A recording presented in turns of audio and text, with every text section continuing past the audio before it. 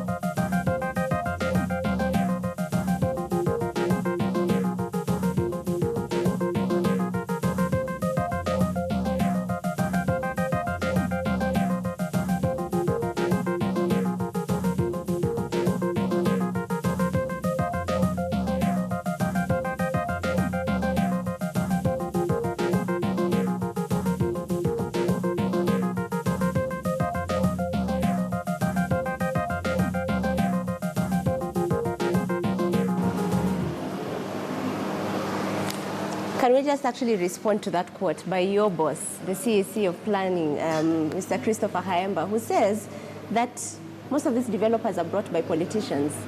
And I feel like this is a topic we're actually just dancing around on this table. Is it political as well? Are they being protected by politicians? Well, I think I need to be bold and say you cannot divorce politics from development. You find these aspects in development. It may not be 100%, but there are isolated cases where you can find the politics in it. But if you can allow me, before we proceed, there is one thing I don't want to miss, although I'm not digressing. The question of why buildings are collapsing in Eastlands and not in the upmarket. We even saw it in that chronology. Yes, there's something people need to know. The people who are developing in the upmarket, they are developing for sale. And when you are selling, there's a conveyancing process where people are preparing the leases. And there's no way a lease is being prepared nowadays, even before, the developers and the lawyers acquire occupation certificates. And there's no one who is buying houses before they get to know that they are approved. Now, the dynamics in Eastlands are different. Those houses which are developed, even when they are approved, they are for rent. And you can imagine a situation, and that's where she needs to come and help us, where a tenant comes in with a demand for housing and is asking the landlord for approval. You know, it's a question of either you want the house or you give it out. And these are facts and the dynamics you cannot run away from. So how do you think she can help? Maybe we should. I'll chip and I'll see how she can help us further. But you know what you said is quite important. The other thing about the housing in the areas mentioned here, as much as it said it's for the, I don't like using the word poor, but I would say less The lower privileged economy, in terms of financial income, who are the owners? It is not the people who live there. It is actually the same people who you're talking about who live on this other side of, we like calling the Iron Curtain Uhuru Highway. Actually, if you notice how many buildings have collapsed on the left side of Uhuru Highway as you go towards Westlands. How many? Can't count. And how many on this side? So that tells you something. He's also mentioned another thing, and I always say it, like I ask you, the house you're staying, whether you own it or whether you rent it, do you have an occupation certificate? I'm asking you.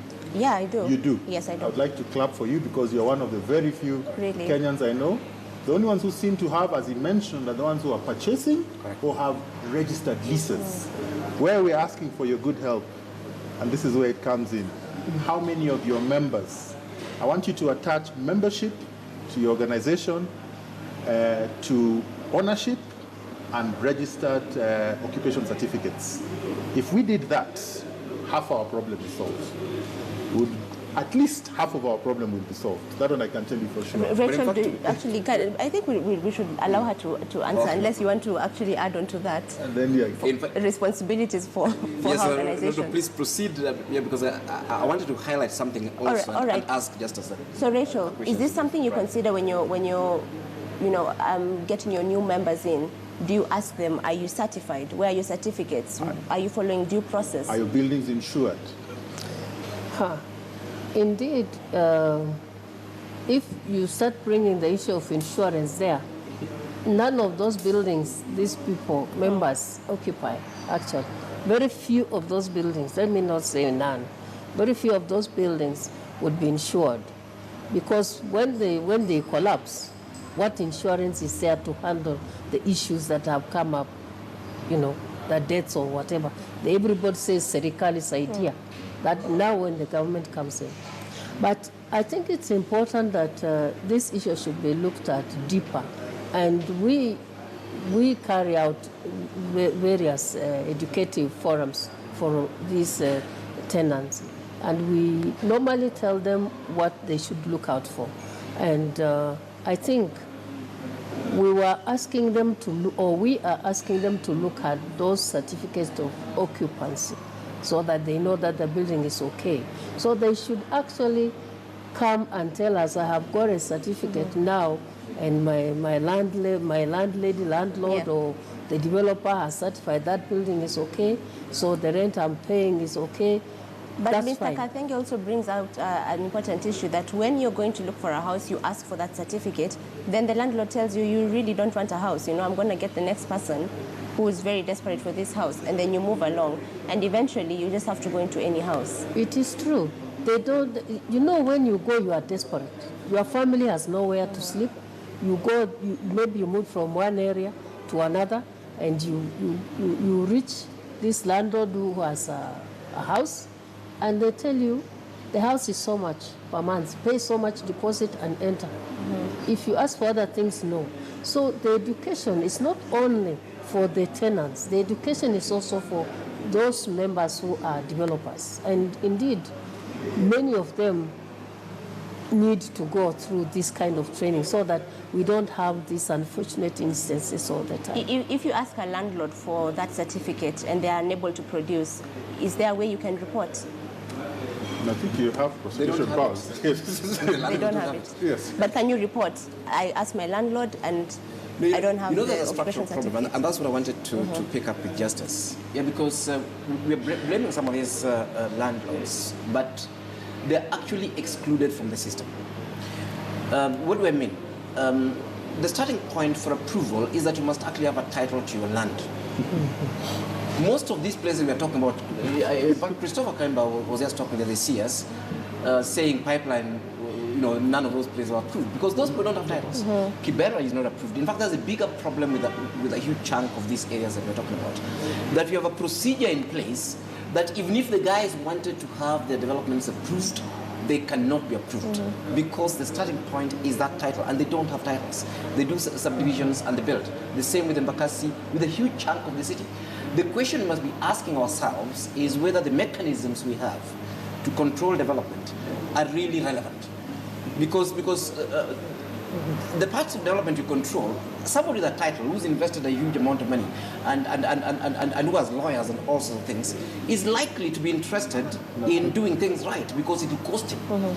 But somebody who knows that in fact his building will be pulled down and is helpless, he can't take his drawings to council to be approved. There is no law under which it be approved. So where's the biggest loophole? Is it from the county's office? We need to actually change the law policy, so that we regulate. In fact, that's a bigger point I wanted to make. Let's regulate the built environment. Let's regulate the places where people stay. As opposed to, the system we now have now, we regulate practitioners. You regulate the architect and what he does, and the quantity surveyor and what he does, and the builder and what he does. We actually don't bother too much about what is being built. We should regulate what is being built regardless. In fact, we only come to do postmortem through the National Building Inspectorate. They come in, you built illegally, and then they confirm what we actually know, that your building is going to collapse and is pulled down. But meanwhile, we don't actually have laws that say, okay, fine, if you are in a situation where you don't have a title, and I'm not just talking about the city, I'm talking about the country. Literally every single municipality in this country, people don't have titles. And the starting point for approving development in this country is a title, is ownership.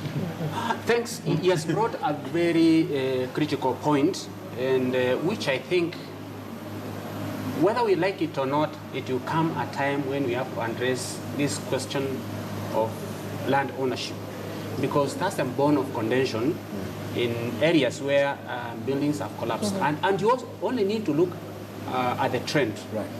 Is that something you've observed, that most of the buildings that have collapsed, the person didn't even own a title deed? Actually, when you look at the trend, and I'll explain to you why. When you look at huge chunks of land in Eastlands, is invaded land, where you find someone owns a title for 10, 20, 30 acres. Over time, because of the dynamics, that land has been invaded. So the people on the ground do not have titles. So even when you come to the county and you ask them for that land ownership, they can't give you. Now, the government needs to address this question of the people who are owning the title and the people who are occupying that land, and you look at the investment on that land, and you ask yourself very fundamental question.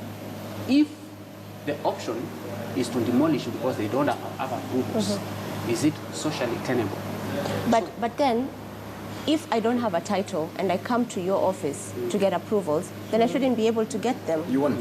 You won't. But it appears people are able to still construct. The question, they build without, They build without them. So that's where they bring the Mungikis and the politicians and so on to enforce. Actually, the bone of contention is here.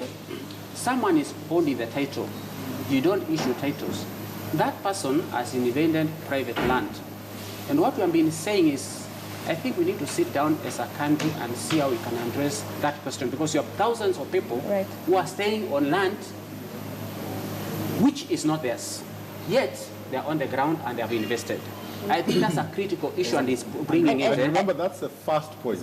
Yes. Then, as they build, because they're going to build without regulation, because then they're not going to waste their time hiring an architect.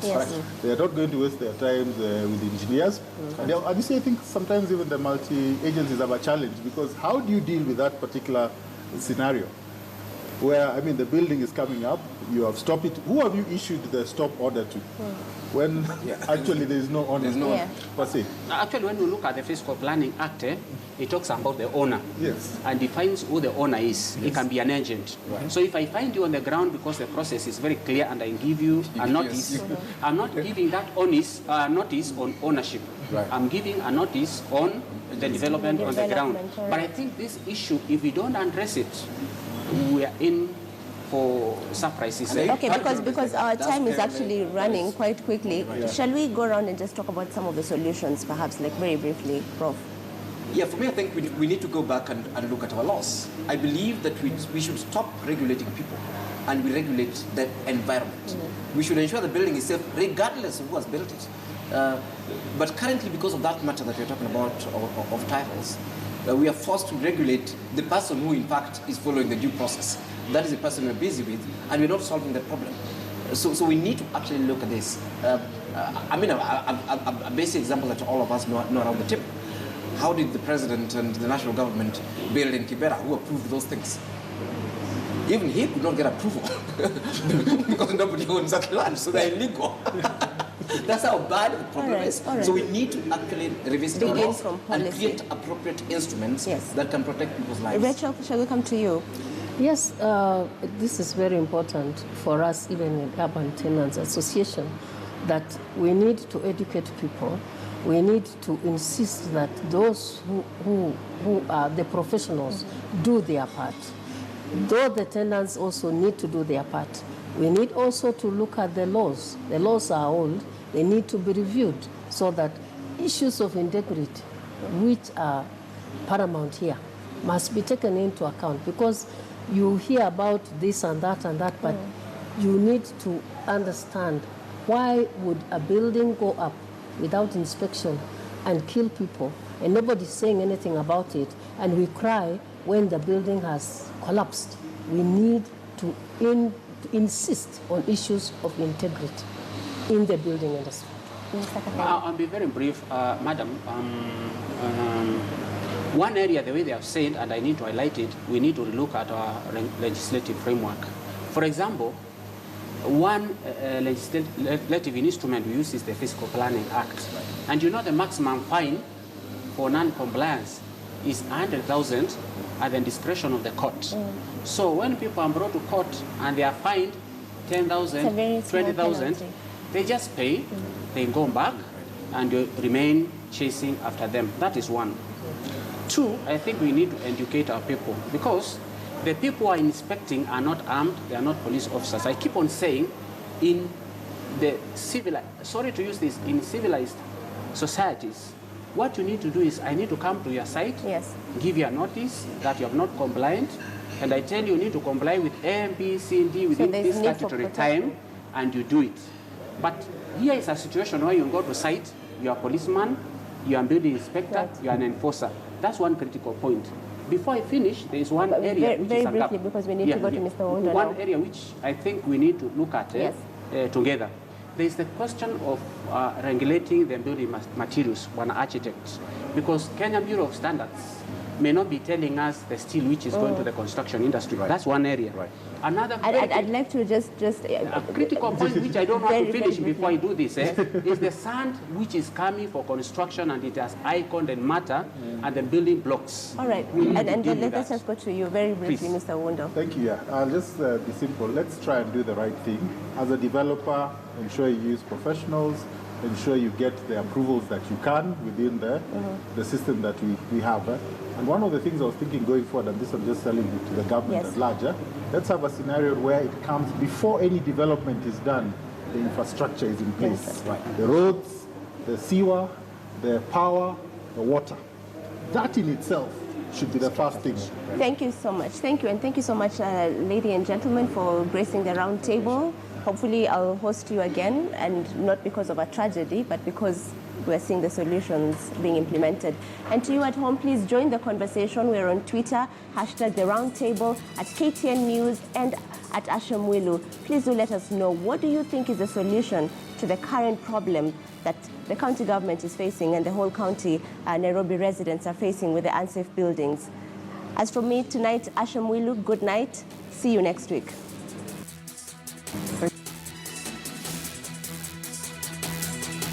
RoundTable was live from the